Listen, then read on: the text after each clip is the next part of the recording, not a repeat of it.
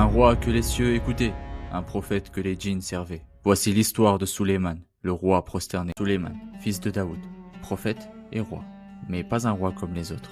Il ne régnait pas que sur des hommes, il parlait aux oiseaux, commandait aux djinns et faisait voyager son armée sur le vent et les saisons. Allah lui avait tout confié, le pouvoir, la science et la certitude que tout venait d'en haut. Un jour, alors qu'il marchait avec ses troupes, il entendit une fourmi crier à sa foule.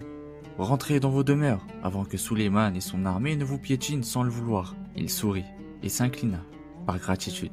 Il savait que comprendre l'infime était plus grand que dominer l'immense. Mais Sulayman n'était pas qu'un roi, il était un guide pour les cœurs, un prophète, envoyé pour rappeler aux puissants que Dieu est le seul majestueux.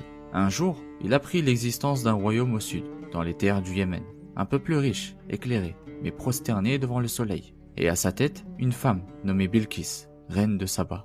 Alors il lui écrit une lettre. « Ne t'élève pas au-dessus de moi, et viens soumise au Dieu des cieux et de la terre. » Mais avant qu'elle ne vienne, Sulayman posa une question à son assemblée. « Qui peut m'apporter son trône, avant qu'elle ne franchisse ses murs ?»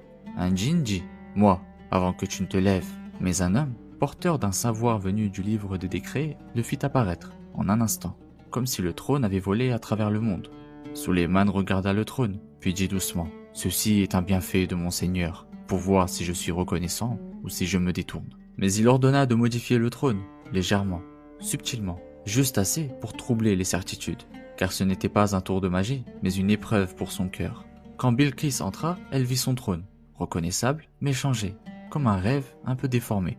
Elle hésita, puis comprit qu'ici, ce n'était pas un royaume comme les autres. Ici, tout pointait vers Dieu. Puis elle entra dans un palais. Son sol semblait être de l'eau, mais ce n'était que du verre, pur, transparent, parfait. Elle releva les yeux et vit un roi sans orgueil, un homme qui avait tout, mais priait comme s'il n'avait rien.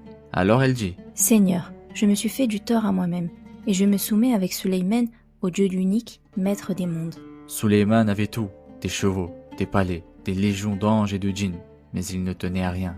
Chaque soir, il posait sa couronne et s'agenouillait, le front contre la terre face au roi des rois. Et quand sa mission prit fin, il mourut debout, appuyé sur son bâton, observant les djinns qui ignoraient que son âme avait quitté ce monde. Ce n'est qu'un ver minuscule qui, en rangeant son bâton, fit tomber le roi. Et les djinns comprirent qu'eux aussi étaient ignorants de l'invisible. Sulayman, le prophète qui dominait le monde, mais s'inclinait devant le créateur des mondes.